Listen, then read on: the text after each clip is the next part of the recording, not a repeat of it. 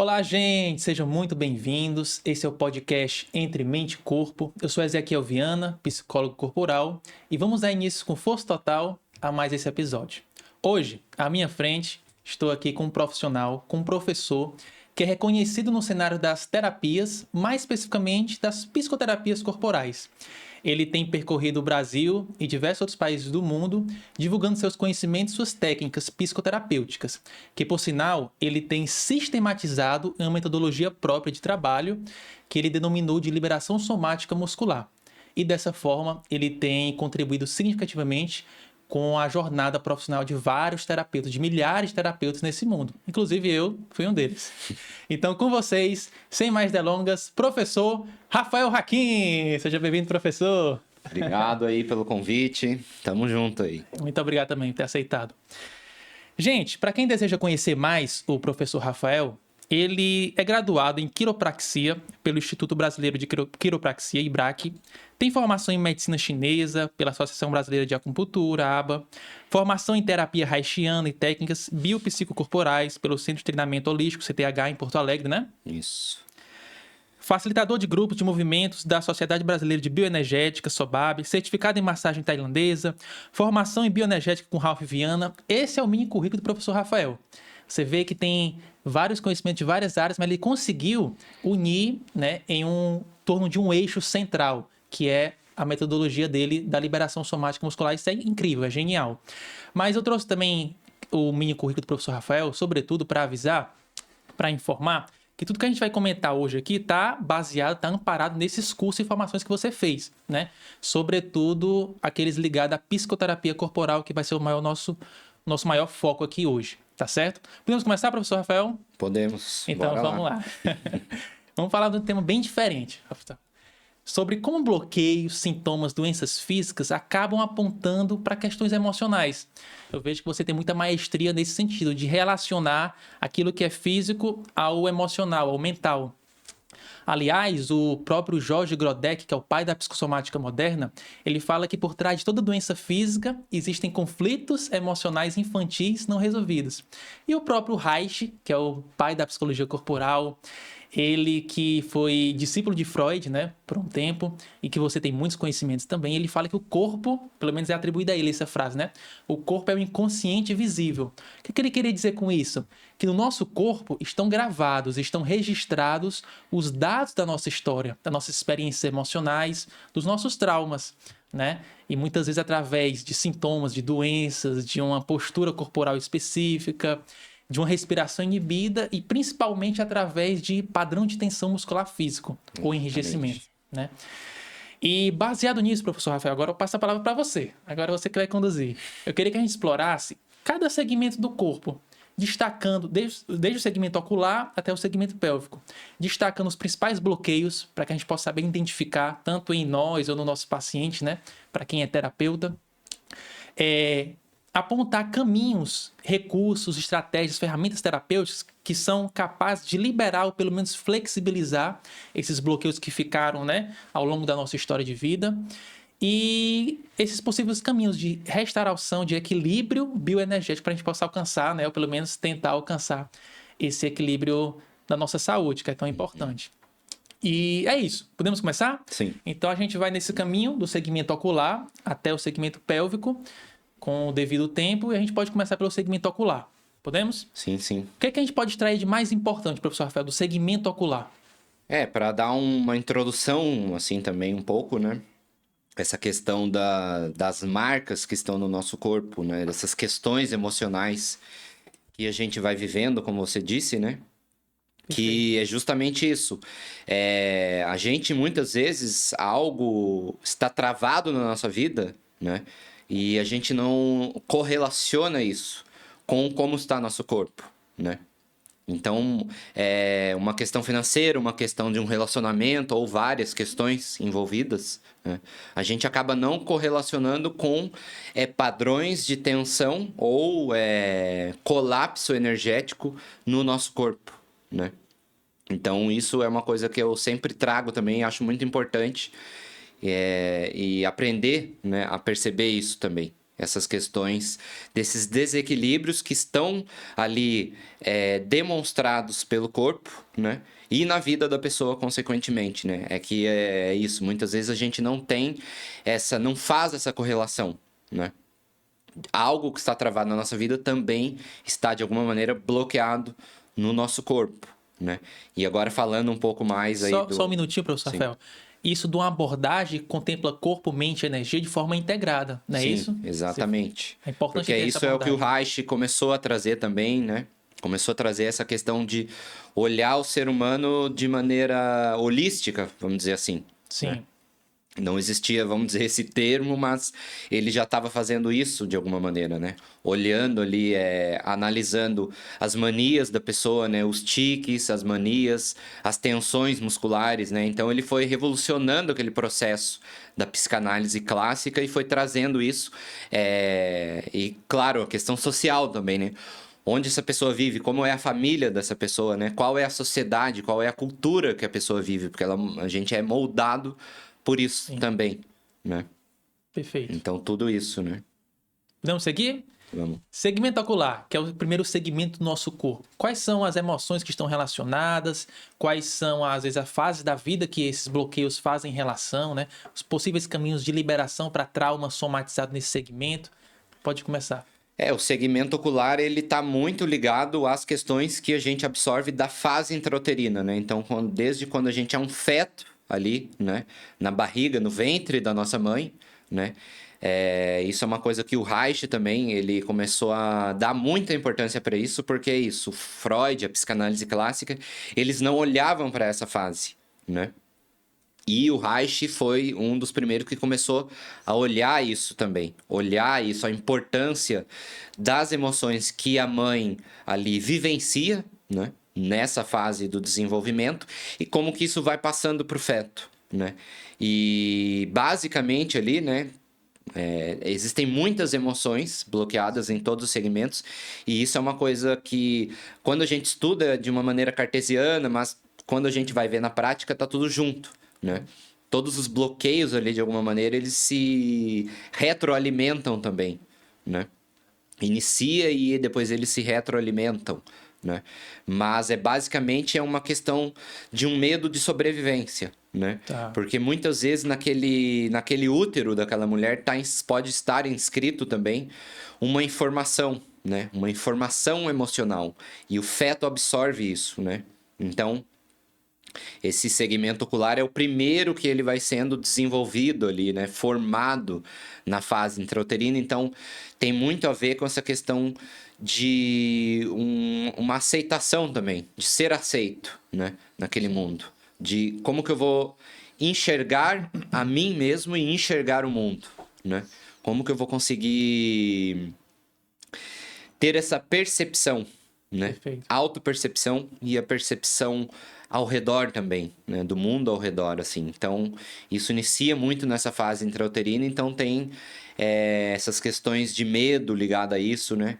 E a gente pode trabalhar muito com várias metodologias, né? Mas eu gosto de trabalhar muito com iniciando, né, o trabalho com a vegetoterapia caracteroanalítica, né, que de alguma maneira assim é um pouco até mais sutil, mas também consegue acessar campos profundos, né, os campos emocionais da pessoa, né. E aí eu fui também percebendo que em todos os segmentos existem isso, né, mas existe essa correlação com os canais energéticos da medicina chinesa, né? E outros saberes orientais também, né? Então eu vou ligando muito com esses saberes orientais, porque eu já tenho uma ligação assim com isso, né? Muito antes de eu estudar medicina chinesa, eu já fazia arte marcial, então já, de alguma maneira, aquilo já estava no meu campo, vamos dizer assim, né? Que eu já buscava esse tipo de conhecimento. E aí, claro, com as formações em medicina chinesa, né? Aí eu fui realmente aprofundando e depois que eu fui fazer as formações de terapia haitiana, aí eu fui percebendo, né? As correlações, por exemplo, canal do fígado, né? A medicina chinesa mesmo diz, né? O fígado Você pode analisar ali como que está o movimento da madeira no corpo da pessoa, né?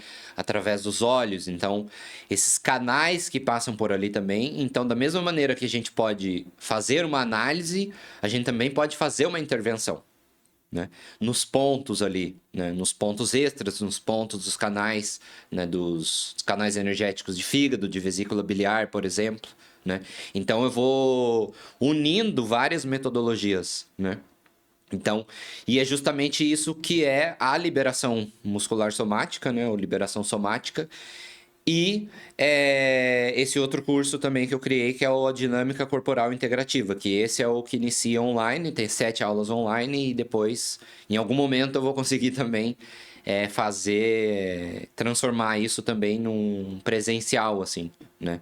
Numa imersão, assim, presencial de 3 dias também, para quem já fez essas 7 aulas online, né? Que aí é mais enfocado na vegetoterapia também, né? Sim. Que aí a gente estuda também a caracterologia, né? Porque daí ligando os padrões de comportamento, os padrões da personalidade da pessoa com os bloqueios, né? Perfeito. Os bloqueios ali em cada segmento, né? Então eu gosto de fazer um mix assim também. Não é eu trabalho com uma, mas eu gosto de iniciar muito com a vegetoterapia, né? Com a vegetoterapia porque inicia de uma maneira mais sutil, vamos dizer assim, mas também é isso, consegue já acessar campos muito profundos das questões emocionais, assim, né? Perfeito, professor Hakim. A gente está falando do segmento ocular, já abordou várias interfaces, né, da associação com a fase de vida intrauterina, né? Sim. Essa relação também com a medicina chinesa. Como a gente pode identificar se a gente tem algum nível, ou o nosso paciente tem um bloqueio ocular? Lembrando só que o segmento ocular, você pode falar também, né? Envolve os olhos, os ouvidos, o cérebro, né? Sempre todo segmento no nosso corpo ele é um nível, um anel, né? Então ele inclui tanto a parte anterior quanto a parte posterior também, Entendi. né? Então é como se fosse realmente essa faixa, né? Então a gente pode perceber isso por tensões na base do crânio, né? Por tensões até na base da orelha, na ligação com o segmento oral, que vai ser o próximo que a gente vai falar, né? Por padrões energéticos que de alguma maneira a gente consegue perceber nos olhos das pessoas também, né? Aquele brilho ou a falta do brilho nos olhos, né? Então, tensões que ficam acumuladas nessa região também, né? Então, claro, quando a gente toca, a gente já percebe as tensões também. Mas quando a gente vai pegando mais experiência, a gente vai percebendo algumas coisas até da leitura caracterial. O que é essa leitura caracterial? É aquela leitura corporal que a gente faz aliada, né, ao que a pessoa traz das queixas da vida dela, né? Emoções que a pessoa sente, padrões de comportamento que muitas vezes ela não percebe, né, de onde vem, ela não sabe a origem, a raiz disso, né? Sim. Ela sabe de alguma maneira trazer ideias difusas, né? Quando a pessoa ainda está muito bloqueada na sua percepção de si mesmo e da percepção de mundo, né? Porque muitas vezes em terapia a pessoa faz o quê? Não, porque daí tal pessoa fez isso e aquilo, e na verdade a gente, como terapeuta, a gente vai percebendo que aquilo é a percepção da pessoa, né? Então, é como ela percebeu uma determinada situação, como ela reagiu àquilo, né? Então, é como aquilo que eu trago no curso, né? Não importa o que acontece, mas sim como você reage, né? Então, é sempre a interpretação feita de algo também, né? Como que a pessoa fez a interpretação das experiências emocionais Perfeito. traumáticas que ela vivenciou e, obviamente, as interpretações que ela faz das situações da vida dela hoje em dia também, né? Então tem isso que a pessoa traz verbalmente, a parte analítica da terapia, né? Tem a leitura caracterial que a gente faz, né? Energética e caracterial, né? Desse segmento. E aí, quando a gente já toca, também a gente consegue perceber essas tensões, como que a pessoa reage também, né, aos estímulos que a gente faz. Os actings da vegetoterapia, as intervenções em determinados pontos energéticos, né? ali no segmento. Então, como por exemplo, Taiyang ou Jintang, né? Que é o centro, esse ponto central aqui. Então, a gente vai percebendo também, quando a gente toca nos canais energéticos, como que tá aquele canal energético no corpo da pessoa, né? Muito interessante, professor. Especialmente do ponto de vista, essa sua fala final, de que uma psicoterapia mais corporal, ela tem esse privilégio de a gente atuar tanto numa base analítica, né, escutando a história de vida da pessoa, Exatamente. trabalhando essa questão, esse padrão emocional da pessoa, mas também no nível corporal, somático, né? Ou seja, não deixa nenhuma dimensão da pessoa de lado, negligencia, né? Mas busca integrar todas as dimensões da pessoa para aumentar a chance de cura, de tratamento das suas queixas, não é isso? Exatamente. Então, isso muito, essa questão de como eu falei, né, do que o Reich revolucionou a psicanálise é justamente por isso, porque ele foi trazendo, primeiramente, esses desafios para dentro do processo psicanalítico. Antes de tocar na pessoa, né, ele foi trazendo determinados desafios para o processo psicanalítico, né? Então, ele foi imaginando assim, como que a pessoa vai reagir se ela me imaginar como um membro da família dela. Então é como, vamos dizer assim, uma forma rudimentar do psicodrama, Tá. né? Claro, né, que não tinha esse nome, né? O psicodrama foi criado pelo Moreno, mas assim, o Reich, de alguma maneira, a gente pode imaginar que ele pensou assim, cara, e se eu, né? Primeiro de tudo, né? Tirar a pessoa do divã, eu vou olhar essa pessoa, porque a psicanálise clássica não olhava, né? Só ficava naquele nível racional. Claro que acedia lá alguns campos inconscientes, mas aquilo era muito limitado, né? Porque Sim. o analista, o terapeuta, ele não olhava a pessoa, né? Ele não estava de frente. Então a primeira coisa que o Reich fez foi virar o divã e poder olhar a pessoa, né? Poder olhar isso, os tiques, as manias, como que a pessoa reage a uma intervenção analítica minha também, né? Então, antes de tocar, ele começou a trazer esses desafios, né? Então, você está trazendo determinado conflito, por exemplo, né? Agora, imagina, então, que eu sou essa pessoa. E aí, aquilo já fazia com que esse campo emocional da pessoa já se transformasse também, né? Entendi. Então, depois que daí ele começou a aí analisar o caráter, né? Essa questão da análise do caráter é isso, né? A leitura corporal, a análise da história de vida da pessoa, né? Como é a vida da sua mãe, do seu pai, qual é o ambiente em que você vive, né? Sim. Então, a análise do caráter é isso tudo também, né? É a análise da pessoa como um todo também, né?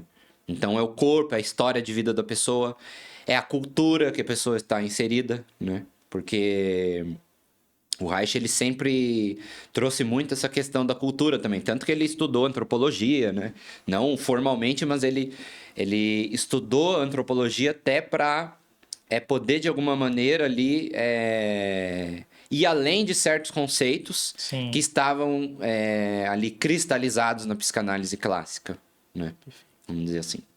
Então, gente, a gente abordou agora o segmento ocular. Vimos que tem uma relação com a fase de desenvolvimento lá da fase intrauterina, mas é claro que também não se resume a só isso, mas é um Sim. importante marcador. Vimos como padrões de tensão muscular nesse segmento, que envolve os olhos, os ouvidos, as orelhas, né, o cérebro, essa testa, Exatamente. né, estão falando de alguma forma dessas experiências emocionais que ele falou e a importância de integrar metodologias analíticas, corporais, para trabalhar esses bloqueios que ficaram cristalizados. Vamos agora para o segmento oral, né, que envolve a boca, a mandíbula, a TM. O que a gente pode extrair de melhor desse segmento agora? E envolve também a parte anterior da cervical, porque tem muita ligação, né? Com o trabalho eu fui percebendo essa ligação que existe, né? Porque é isso, tá tudo conectado, mas a gente vai percebendo que uns ali também, quando a gente vai trabalhando, porque a questão da oralidade, claro, tem a questão do o que a gente absorve, mas o que a gente expressa através disso também, né? E aí se liga muito com a parte cervical anterior, né? Então, segmento oral, cervical anterior, né? Que é a garganta, que é a fonação, né? E aí liga com o diafragma também, né? Então é aquilo que eu disse, né? A gente vai falando de um, mas a gente vai fazendo a correlação com os outros também. Perfeito. Né? Porque daí de onde vem a voz da pessoa, de onde vem a expressão? Vem do diafragma, né? E como é que está esse diafragma? Como é que está essa energia dessa parte do corpo também para poder por exemplo, expressar, colocar a voz no mundo, né? Mas agora do segmento oral, ele vem, ele é muito conectado ali com a questão da fase da amamentação, né? Sim. Como que a pessoa vivenciou essa fase, né, do desenvolvimento ali, né? E aí, mais uma vez, existe a ligação do ocular com o oral, pela proximidade das fases de desenvolvimento também, né? Então, eu costumo dizer também que nessa fase da amamentação e fase que o ocular também está se desenvolvendo, né? Porque continua o desenvolvimento, né? Do foco principalmente, né? Porque quando a mãe ali está amamentando o bebê, tem essa questão de estar focada na criança, conectada com a criança. Então a criança olha, né? O bebê olha o bico do seio e olha para o olho da mãe, volta para o bico do seio, volta para o olho da mãe. Tanto que na Vegeta é justamente isso que a gente faz, né? A gente vai buscando trabalhar nessa fase que de alguma maneira teve algum corte. Sim. Né? Vamos dizer assim, alguma questão que aconteceu ali que foi um corte.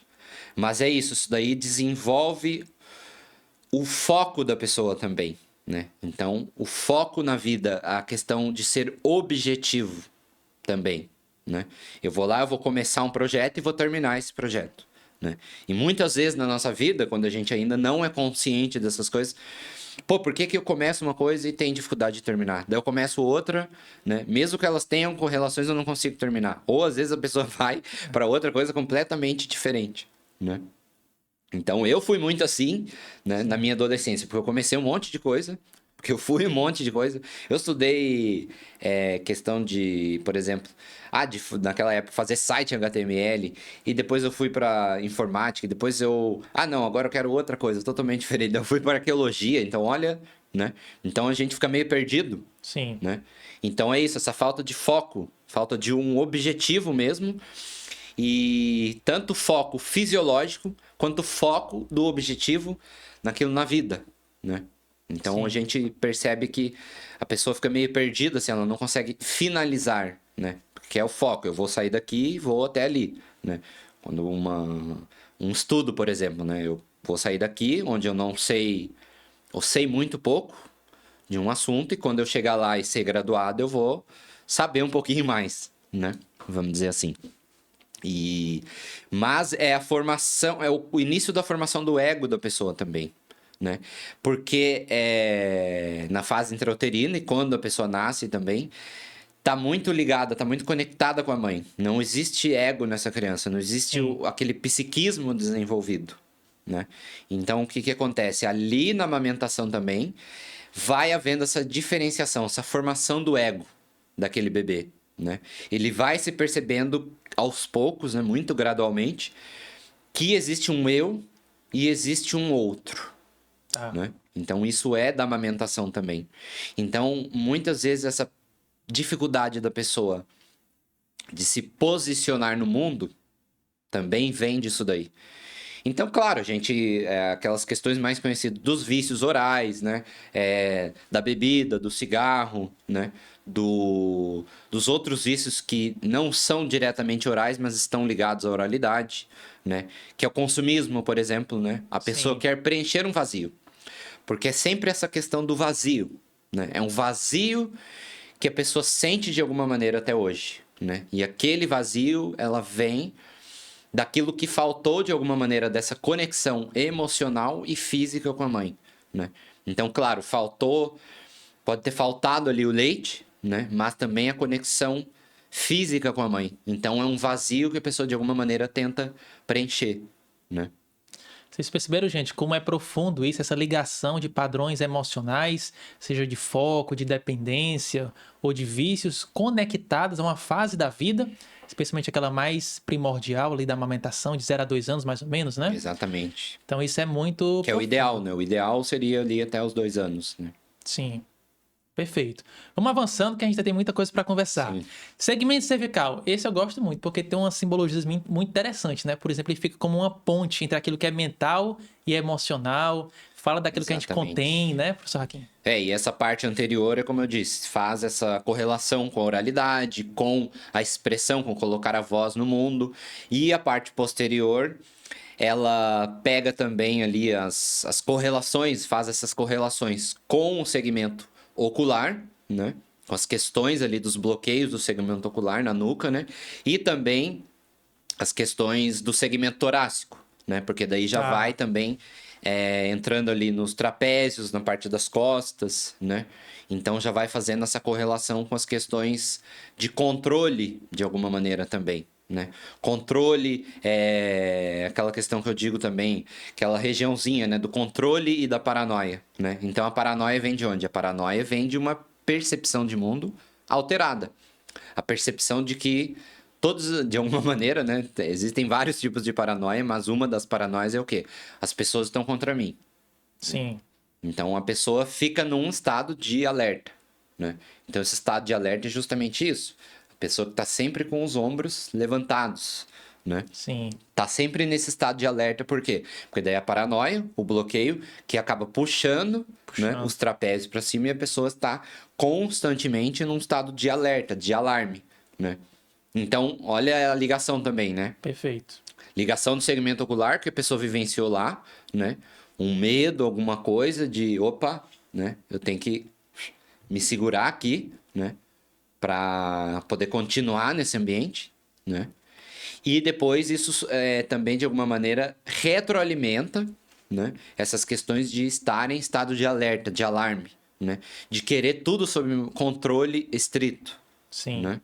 Então é isso, né? Pessoas que têm essa rigidez na cervical têm muito essa questão do controle. Quero tudo sob controle, né? Então pessoas que desenvolvem muito essa questão do torcicolo, das degenerações da coluna vertebral ali na cervical, né? Então, os bicos de papagaio, né? Por exemplo, hérnia de disco, Sim. né? Então, todas essas questões de Sensação degenerações bolo na também coluna... na garganta, né? Exatamente. Então, daí é isso, a questão da expressão e aqui também a parte posterior, mais ligada à coluna, né? Então, essas correlações que existem, essa de estar sempre nesse estado de alerta, de controle excessivo, né?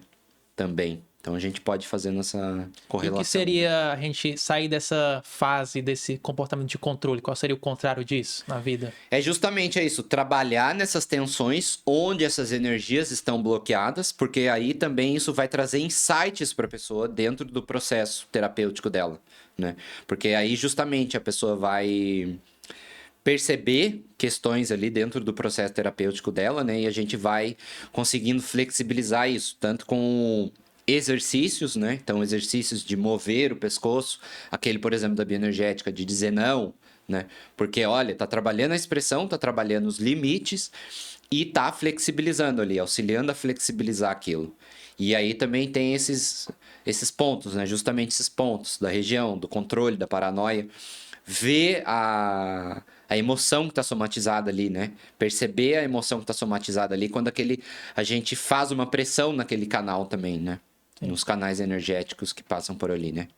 Professor Que é Hakim, canal de vesícula, que é canal de bexiga, por exemplo. Né? sim, sempre relembrando, a gente está abordando de forma segmentada, né, os segmentos do corpo, mas existe uma integração profunda entre eles, Exato. né, claro. Mas assim, professor Hakim, antes da gente entrar para o segmento torácico já, você poderia dar um pouco mais de detalhes como é que as pessoas às vezes sentem a metodologia, como é que eles sentem as técnicas quando abordada no segmento cervical, no oral, no ocular, como é que é esse processo? Porque às vezes costuma ter dor, às vezes pode vir uma memória específica, né? Sim, sim. Então, por exemplo, quando a gente inicia ali no segmento ocular, né? O acting mais básico lá, a gente leva novamente a pessoa né, à fase intrauterina. Então, tem gente que, assim, sente relativamente tranquilo, né? Ah, não, nossa, que maravilha, né? Quando a gente faz, né, a concha na pessoa, nossa, que maravilha. Queria dormir aqui, queria ficar aqui, né? Só que tem gente que a gente percebe que não. É. Que a pessoa quer sair daquilo e o corpo começa a manifestar espasmos. E esses espasmos, né, é justamente aquilo que ficou gravado ali embriologicamente na pessoa. Né? Perfeito. Porque a gente tem que lembrar que é isso, o feto estava em formação. Então, todas aquelas emoções vão afetando também embriologicamente, né? Então, pode vir um medo, pode vir essa sensação de não ser quisto ali, por exemplo, né? Vamos dizer assim também, né? E aí, no segmento oral, a pessoa percebe aquelas tensões, percebe essa questão de um vazio também, né? Então, vem essas emoções à tona, né? E na questão da cervical, da ligação com o segmento ocular, então pode vir um medo, pode vir esse medo também de perder o controle, Tá. né? De achar que tem o controle de algo também, né? Porque muitas vezes na nossa vida a gente não tem esse controle, nem é um controle excessivo que a gente tenta manifestar. Sim. Né? Perfeito. Muito boa essa explanação, esse aspecto mais experiencial, vivencial, com a prática, com a técnica, né? E segmento torácico? O que a gente pode aí extrair do segmento torácico? Então aí também a ligação, né? Do cervical anterior e do cervical posterior com o torácico, né? Então, controle, alerta, o alarme, né? Essa questão de alarme vai deixando a pessoa em alarme também e vai tensionando o torácico, né? Tanto na parte anterior quanto na parte posterior. Sim. Mas tem muita ligação com a identidade da pessoa também. Sim. Né? Então, a identidade aí já começa também... Aí já começa a entrar mais também, né? Mais profundamente nesse campo familiar. Né? Como que a pessoa foi moldada pela família, pela sociedade, né? Pela cultura em que ela vive também, né? Como que ela foi moldada a ser quem ela é, né? Ou a deixar de ser quem ela é, também. Entendi. De alguma maneira, né? Então essas questões identitárias, né? Tanto que quando a gente diz eu, né? A gente aponta para cá, a gente aponta para o externo, a gente aponta para o timo. Né? Que é aquela glândula, né? Que é muito responsável pela todas as questões imunológicas do nosso corpo, né? Que dizem, né, que vai diminuindo, né? Que quando a gente é criança, ela, em relação ao corpo, em relação ao tamanho do corpo, ela é muito grande. E depois ela fica do mesmo tamanho e o corpo vai se desenvolvendo, então ela vai ficando menor. Sim. Né? Então, essa questão imunitária, né? E uma questão imunitária é uma questão de identidade, né? Porque quando eu deixo elementos do mundo externo perturbarem o meu equilíbrio energético, o que está acontecendo? Né? Então, a gente pode fazer essa correlação, que é a identidade da pessoa que não está enraizada. Né? Sensacional. Suplantada, assim, de alguma maneira. Né? E aí vem vírus, bactéria, então daí... Né? Então, a gente vai fazendo essa ligação também com o sistema imunológico. Mas essa questão da identidade da pessoa, né? Respiração, expressão contida, né? Tanto que daí na bioenergética a gente faz o quê? A gente bota a pessoa, né, naquela postura de abertura de tórax, né? Sim. Abrir o tórax. Primeiro de tudo, vamos respirar. Vamos só respirar. E aquilo ali já faz com que essas emoções que estão ali de alguma maneira presas também venham à tona. Né? E aí a gente vai percebendo também pela forma corporal da pessoa, como que a pessoa é, né? Se fica mais contida, né? Como que a gente vai fazendo essa leitura também, né? Se é uma pessoa que fica mais contida, né? Também. Por quê? Porque daí a gente já tá percebendo que os trapézios estão tensionados, que os ombros estão tensionados, que eu tô fechando o centro da identidade, né? Que eu tô fechando o meu centro da identidade. Minha conexão, minha identidade ali, o que eu mostro pro mundo. A capacidade que eu tenho de me mostrar para o mundo também, né?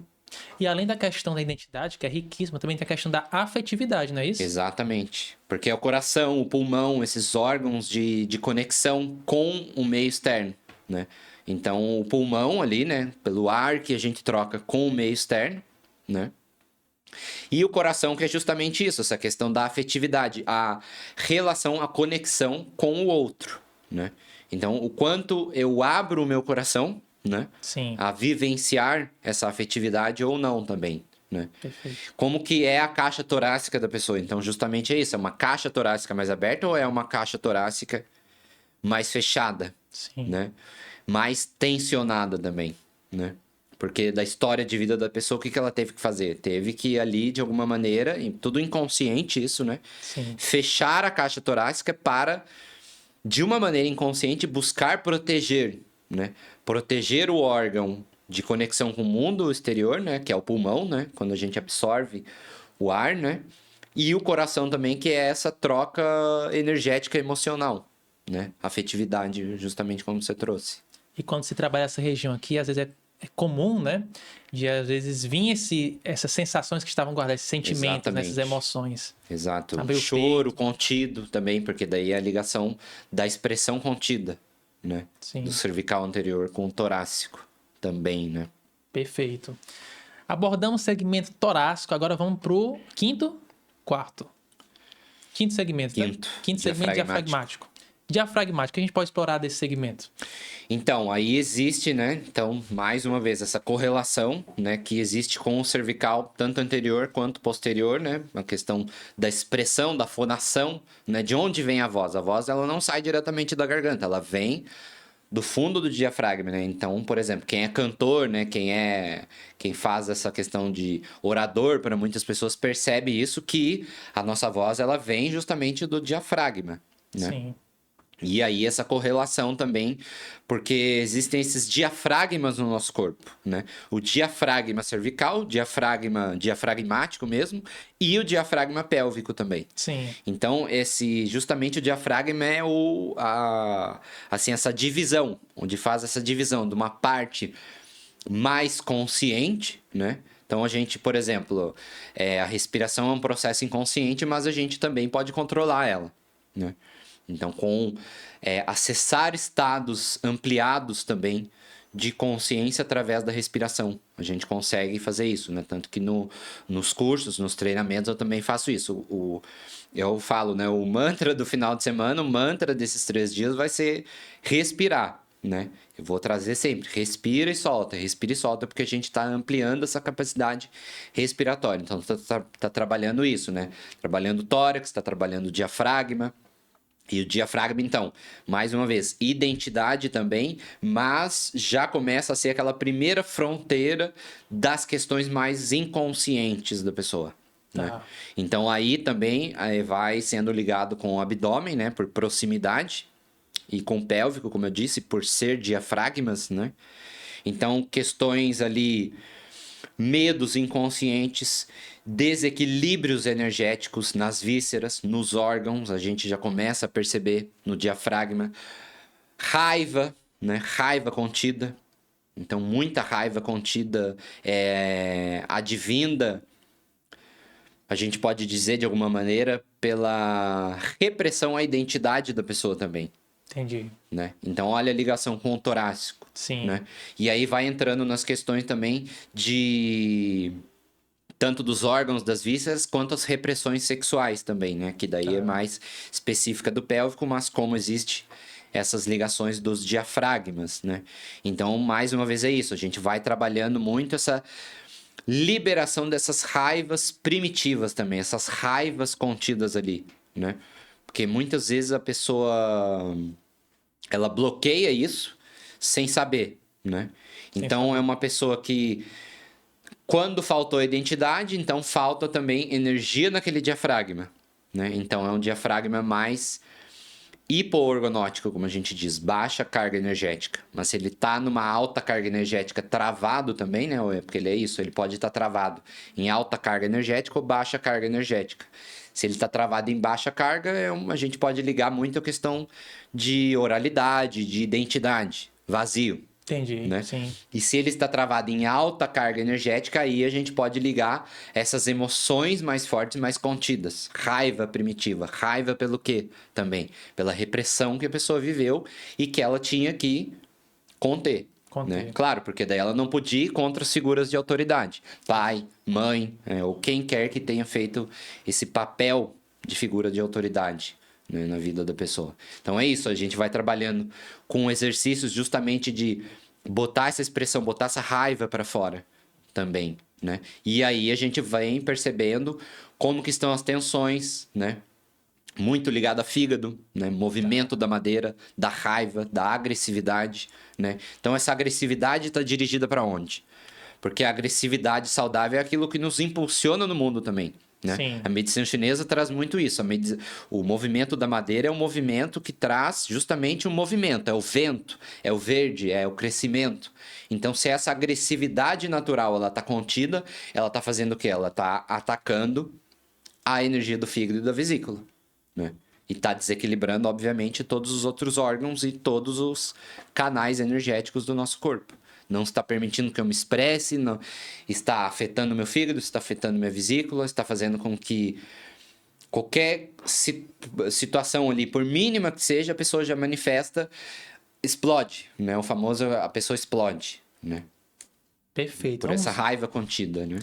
Vamos passar direto agora para o abdominal, que também já é logo em seguida, Sim. para a gente deixar um pouco mais de tempo para o pélvico, que talvez tenha mais riqueza de detalhes ou experiência. Também, exatamente. Segmento abdominal, professor Hakim. Então, abdominal tem muitas questões ali também, porque é isso, todos os órgãos, as vísceras, né?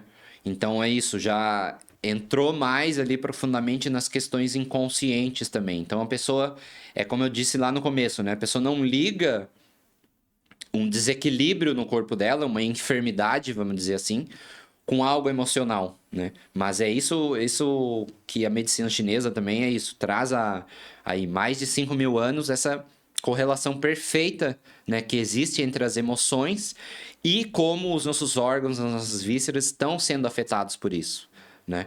Então, por exemplo, pega estômago e baço, né, que é o movimento da terra, que é o movimento do centramento, a gente estar aterrado, enraizado, né?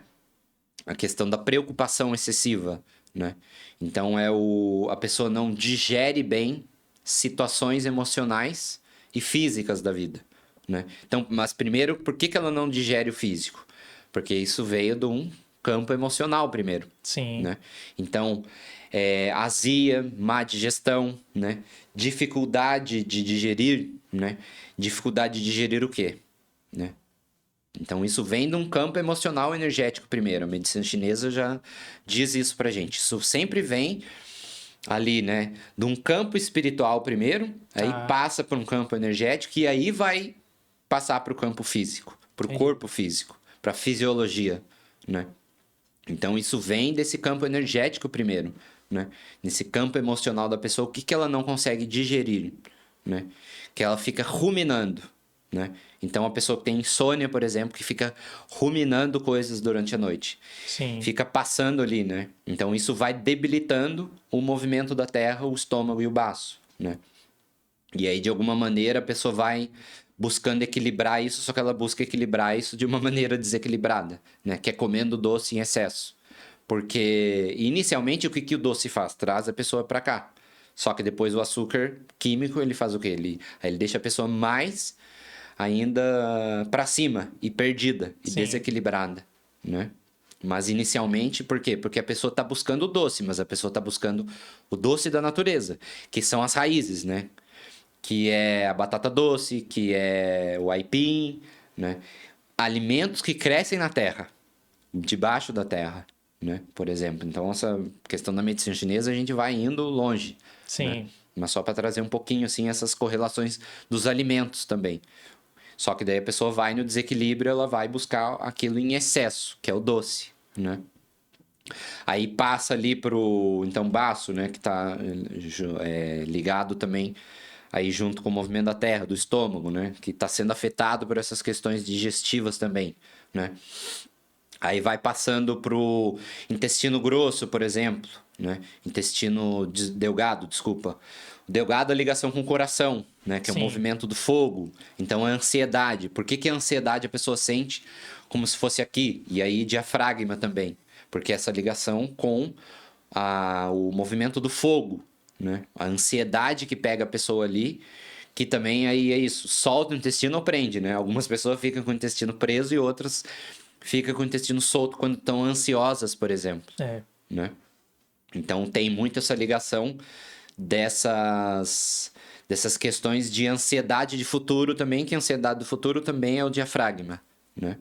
Além do abdominal, né? Mas essa questão do coração, a pessoa, então uma energia do coração ali, do fogo, que está muito em excesso também, né? Então, justamente isso, a energia do fogo estando em excesso, o que ela faz? Ela seca a pessoa por dentro. Então, a pessoa tem dificuldade de evacuar, por quê? Porque as fezes estão secas, Sim. porque o movimento do fogo secou, né? O cocô ali dentro da pessoa, né? As fezes, e justamente ela tem essa dificuldade de também evacuar. E daí a ligação com o grosso também, né? O intestino grosso que faz a ligação com o pulmão, né? Que são os órgãos, as vísceras ali, a ligação, né? A última via de evacuação do nosso corpo, né? Então aí muito as questões dos apegos também emocionais, né? Nessas vísceras do intestino grosso, né? O apêndice ali também, nessa Sim. região, né? Então, os desequilíbrios que acontecem ali também, porque essa dificuldade da pessoa também desapegar, né? Desapegar de determinadas situações, né? E aí o fígado e a vesícula, como eu já falei, essa questão de raiva, de agressividade contida, né? Daquilo que se materializa, por exemplo, né? Em cálculos biliares, por quê? Porque é justamente uma coisa que a pessoa não bota para fora, É. né? Então, assim, bem resumidamente, é isso. Excelente. São muitos detalhes, são muitas informações, muitos aspectos que a gente pode trabalhar. Mas vamos chegar agora para o último segmento, sétimo e último segmento, segmento pélvico.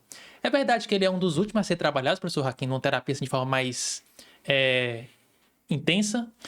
Sim, justamente assim no processo terapêutico, assim, de todas as terapias corporais, que a gente vai seguindo essa base haitiana, né? Essas questões da sexualidade, elas são as últimas a serem trabalhadas. Por quê? Porque a gente precisa trabalhar todos os traumas anteriores da pessoa, né? Para poder chegar nesses traumas sexuais, né? E traumas sexuais não são diretamente assim uma questão de um abuso sexual direto que a pessoa tenha vivido, Sim. mas qualquer tipo de abuso físico, verbal, psicológico, né? Então eu costumo dizer que essas questões dos limites, né? Tá. Os limites estão muito ali na questão do segmento pélvico, né? Por quê? Porque são os limites impostos e os limites ultrapassados também, né? Da pessoa ali, daquela criança naquele desenvolvimento, né? Naquele primeiro desenvolvimento também, né? Aquele primeiro desenvolvimento sexual. Então, antes de chegar nas repressões, né, sexuais, são as questões dos limites, né, que foram impostos ou os limites ultrapassados, né? Que entra naquela questão do complexo de castração. Sim. Antes de chegar lá nos bloqueios sexuais. Porque justamente essa questão dos bloqueios sexuais dá muito pano para manga. Dá. Né? Porque é isso, o pai e a mãe que têm os seus bloqueios sexuais não trabalhados, eles não conseguem lidar com a questão da sexualidade infantil latente que começa a se manifestar, né? Ali pelos 5, 6, 7 anos de idade. Fase edípica, né? Exatamente. Que é quando justamente é aquele primeiro despertar sexual. Só que o despertar sexual da criança é o despertar sexual do descobrimento, né? Ali a criança começa a perceber, né? Eu sou diferente, né? Existe a diferença, né? Entre os sexos, né? Então aí como que o pai e a mãe vai lidar com aquilo, né? Aquelas situações de justamente isso, o centro energético ali tá, né? A energia, a mielinização do sistema nervoso está subindo, está crescendo naquela parte. Então a criança está tendo mais sensações também ali, né? No Sim. abdômen e no genital, né? Então tá começando ali aquela descoberta, né? E aí como que o pai e a mãe vai lidar com aquilo, né? A criança bota a mão, né? Tira a mão daí, é feio, é sujo. Se é feio, se é sujo, aquilo ali inflama. Aquilo ali começa um processo de enfermidade, por exemplo, né? Tira a mão daí, não pode, né? Então não pode botar a mão ali, né? Então é isso, né? É uma questão de como que o pai, a mãe, as figuras ali parentais, né? Na vida daquela criança, como que vão lidar com essas questões emocionais, né? Porque daí é isso, junta, né, a história das crianças ali que se juntam e começa a perceber, né? Nossa, olha, ela não tem, eu tenho, né? E aí começa, né, aquela ânsia de querer descobrir, né? Porque a sexualidade da infantil é isso, é descobrimento. é descobrir, né? Não é uma que vai ter uma experimentação sexual, é uma descoberta interna. Eu sou Sim. diferente, eu tenho essas sensações. O que são essas sensações, né? E aí como que o pai e a mãe vai lidar com isso, né? Se vai reprimir, aquilo vai gerar enfermidades e aí vai gerar, né, todos os tipos de desequilíbrios ali sexuais, somatizações na pelve, então dores lombares, quando a gente tá falando dali da parte, por exemplo, posterior, né, então dores lombares, questões do quadril, né, e aí a gente vai entrando depois justamente nas questões sexuais ali, o vaginismo, a ejaculação precoce, qualquer tipo de enfermidade que envolva esse campo sexual, né? Entendi. Então isso advém dessas questões, né? Desses limites aí, né? E claro que infelizmente a gente sabe que tem as questões dos abusos também que acontecem, né? Mas às vezes essa questão do abuso ele pode ser mais sutil, como eu disse, um olhar, né? Um abuso psicológico, né? Um abuso verbal, né? Um limite ultrapassado ou um limite imposto ali para a criança, né? E Hakim, para a gente já finalizar, você abordou essas questões familiares do pai e da mãe, né? Em relação à criança, como essas experiências estão conectadas até possivelmente com somatizações. É por isso que Reich ele apostava e apontava a prevenção, né? Não só o tratamento depois que acontece o problema, mas também um projeto de prevenção da neurose, né? Um projeto de saúde mental para as próximas gerações. Exatamente. Mais uma vez trazendo da medicina chinesa também, o que a medicina chinesa já trazia, né? Essa questão de o entorno, o ambiente, ele tem que se adequar àquela mulher que ali tá grávida, né? Que tá esperando um novo ser chegar nesse mundo, né? Então a medicina chinesa é uma coisa que ela já traz também, né? O ambiente tem que se adequar àquilo, né? E existem aí provérbios em outras culturas do mundo também, né? Que dizem isso, né? Por exemplo, tem um provérbio africano que diz, né? É necessário toda uma tribo para criar uma criança, né? Então todo o ambiente também tem que se adequar àquele ser que está chegando. E justamente isso que o Reich traz nessa questão da prevenção das neuroses, né? E o Reich foi indo muito para essa questão da educação, né? Ele foi percebendo, tá, é a fase intrauterina, são as emoções da mãe, são as emoções do entorno que estão afetando, né, aquela mãe e que obviamente vai afetar o feto, vai afetar o bebê e vai deixar essas marcas. Então a gente tem que trabalhar justamente como você disse, na prevenção, né? Então já pensando que esse ambiente em torno da mãe tem que estar ali o mais equilibrado possível também. Então como que é a relação ali com o restante da família, com o pai, né? Se existe relação com o pai ali, né? Como que é todo esse ambiente familiar, esse ambiente sistêmico, como a gente diz também. Sim. Né? Então é muito importante perceber como que foi tudo isso, né? E, de alguma maneira, buscar prevenir, né? Prevenir essa neurose de acontecer, né? Porque como o Reich, ele, em algum momento ele percebeu, cara, trabalhar com as pessoas adultas é um desafio, né? Porque são anos ali de questões emocionais que vão sendo sobrepostas umas às outras, né? Sim. Então, se eu começar lá na prevenção disso, na prevenção lá na mãe ainda, nas emoções que aquele bebê, que aquele ser, ele vai absorver, né? Do campo familiar, do que está acontecendo no ambiente, claro, né? No lugar que a pessoa está vivendo, né? No ambiente familiar como um todo, né? Das necessidades que foram satisfeitas ou que não foram satisfeitas também, né? Necessidades físicas, né? Necessidades emocionais da mãe, né? Professor Hakim, muito obrigado por ter aceitado o convite. Obrigado aí pela oportunidade. A gente teve a felicidade de se encontrar aqui e gravar esse podcast, que eu tenho certeza que vai ser muito rico para cada um que vai assistir. Foi uma aula sofisticada sobre corpo, mente, emoção, energia, trazendo aí vários olhares, vários campos dos saberes, mas que todos eles parece ter um eixo em comum, né? Tem uma matriz. Então, obrigado a cada um que já assistiu, que vai assistir esse podcast. E, professor Hakim, você trabalha com cursos, tem uma rede social, não é isso?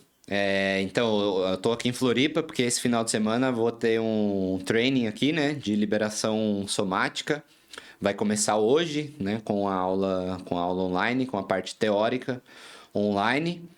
E aí vou dar turmas também em Portugal, esse ano, né? Vou dar turmas em Portugal, na Espanha, Irlanda, Inglaterra, Noruega e Suécia.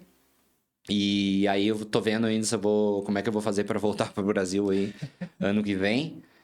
E sim, daí tem o meu Instagram ali, que é o Hakim Terapia Somática, o Facebook também, né? E ali daí as pessoas podem ir acompanhando também, né? A agenda, e tudo que eu vou compartilhando ali também. E eu vou reativar o meu canal do YouTube também, que tá parado ali faz alguns anos. E agora eu vou dar uma reativada nele ali, uma avivada nele também. Excelente. Com vocês, professor Rafael Hakim, esse foi mais um podcast Entre Mente e Corpo. Muito obrigado e até o próximo episódio.